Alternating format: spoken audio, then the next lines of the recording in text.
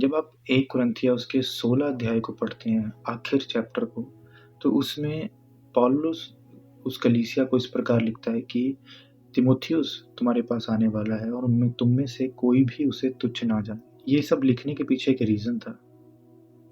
पौलुस का जो पर्सनल एक्सपीरियंस वहाँ के लोगों के साथ कुछ अच्छा नहीं था। बाइबल ये बताती है कि उन्होंने पौलुस की प्रेरिताई पर सवाल उठाए, उन्होंने उस पौलुस को डिसरिस्पेक्ट किया, उसे चैलेंज किया। तो कहीं न कहीं पौलुस के माइंड में ये था कि जो युवा सेवक परमेश्वर का यंग खुदावंद का प्रीचर यदि उनमें जाता है और उसे इस तरह डिसरिस्पेक्ट किया जाता है या इस तरह उसे चैलेंज किया जाएगा, तो कहीं न कहीं उसमें उत्साह की, सेल्फ कॉन्फिडेंस की कमी ना आ जाए। जिस जिस कारण कि वो परमेश्वर का जो काम जिस रीति से करना चाहिए, उस रीति से ना कर पाए। आप देखें कि कुरिन्थियों के लोगों में दानों-वरदानों की कमी नहीं थी। उनकी कलीसिया में आत्मिक फलों की कोई कमी नहीं थी। पर जब आप पत्री को पढ़ते हैं पौलुस की, तो आप ये भी देखते हैं कि उनमें ऐसे पाप भी पाए जाते थे जो दूसरी कलीसियाओं में नहीं थे। सो मैं उस विषय पर नहीं जाना चाहता। यहाँ पर जो मैं बात कर रहा हूँ वो ये है कि उनमें एक ये भी कमी थी कि वो परमेश्वर के दासों की रिस्पेक्ट नहीं करते थे। उनमें ग्रुपिज़्म था। उन्होंने ग्रुप बना लिए थे। जिस तरह पौल पत्री को पढ़े उसमें पौलुस क्या कहता कि कौन पौलुस का और कौन अपोल्लोस का। सो एक कमी क्या थी उनमें कि वो परमेश्वर के जनों की रिस्पेक्ट नहीं करते थे, परमेश्वर के सेवक की रिस्पेक्ट नहीं करते थे। प्रभु हमें क्या कहता है कि जो परमेश्वर के दास हैं वो दुगने आदर के योग्य हैं।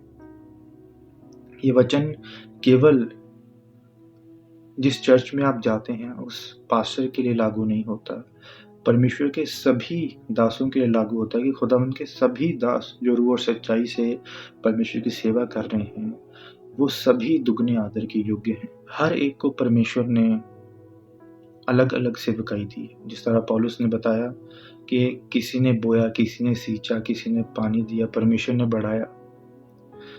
हर एक की अपनी-अपनी सेवकाई है।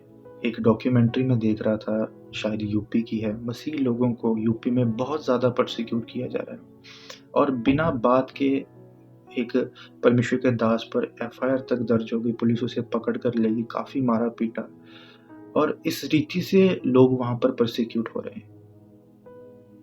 किसके लिए? परमेश्वर के लिए। जहाँ-जहाँ पर परमेश्वर ने जिसे-जिसे ठहराया है, सभी अपनी तरफ से अपना 100% दे रहे हैं खुदाबंद के कामों के लिए, उसके राज्य के। यहाँ पर बड़े और छोटे की बात नहीं है। कईयों के काम दिखते हैं, कईयों के काम नहीं दिखते। सो इसका मतलब ये नहीं है कि कोई बड़ा है, कोई छोटा है।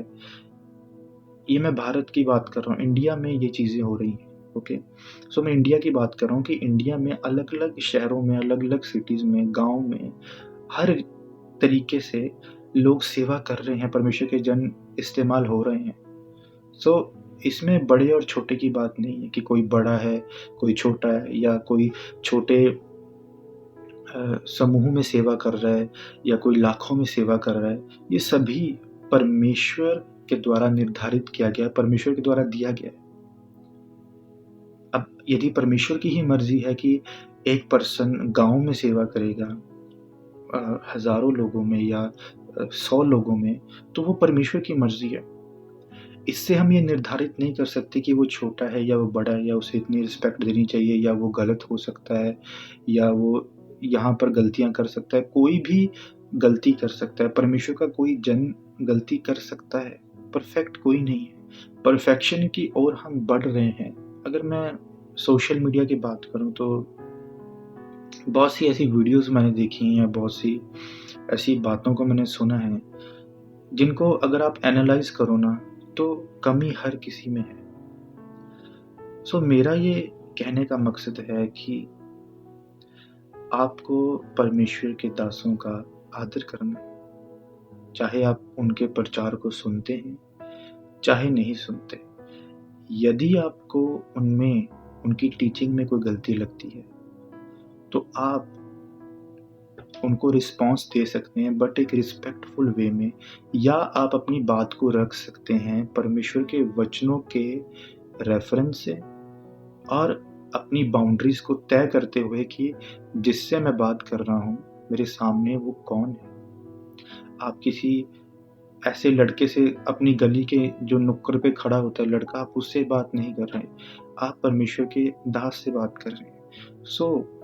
जितने भी लोग वीडियोस बनाते हैं या पोस्ट करते हैं या कुछ भी लिख देते हैं, किसी को बड़ा कर देते हैं, किसी को छोटा कर देते हैं, ये बहुत गलत है। आपको परमेश्वर के दासों का ऑनर करना है, उन पर मीम्स नहीं बनाने, उन पर टॉन्ट नहीं करना, उनको हल्के में नहीं लेना। अगर आपको किसी की बात गलत लगती है, बिब्लिकल नहीं लगती, तो आप अपनी बात को बिब्लिकल ही रख सकते हैं कि भाई परमेश्वर के वचन में ये नहीं, इस प्रकार लिखा है। बहस करनी, टॉन्ट करना, गलत बोलना, नीचा दिखाना, ये मसीह लोगों की निशानी नहीं है और ना ही बाइबल इसे सपोर्ट करती है। ये पहली कलीसिया में भी था ये कमी। आपने देखा जो पहले की कलीसिया थी कुरिन्थिया, मैंने आपको बताया कि किस तरह की कमी उनमें थी, और कहीं ना कहीं वो चीज़ें आज भी हमें मसीहत में देखने को मिल रही हैं। ग्रुपिज्म, मेरी चर्च बड़ी, मेरा पास्टर बेस्ट, उनका पास्टर छोटा, वो चर्च छोटी, वो व्यभिचारी, वो ऐसे वो वैसे, इन चीज़ों से उठने की ज़रूरत है। परमेश्वर ने हमें प्रेम करना सिखाया है। यहाँ मैं एक हैरान होता एक बात को, प्रभु ने कहा कि तेरे गाल पर अगर कोई एक गाल पर कोई थप्पड़ मारे तो दूसरा कर दे। यहाँ पर अगर एक पास्टर अगर दूसरे पास्टर को कुछ बोल रहा है तो उनकी कलीसिया इस तरह लड़ रही है जैसे आज के दुनियावी लोग लड़ते हैं। ऐसी वोकैबुलरी यूज हो रही है, ऐसे कमेंट पास हो रहे हैं, ऐसी वीडियोस बन रही है जिसमें मसीहत, प्रभु यीशु मसीह बिल्कुल भी नहीं दिखता। उनकी बातों में, उनके लहजे में कोई मसीह का, क्रिश्चियन पर्सन का कोई अंश नहीं है। मैं इन बातों में उलझना नहीं चाहता, मैं आपको जस्ट ये कहना चाहता हूँ कि खुदावंद के दासों का ऑनर करो।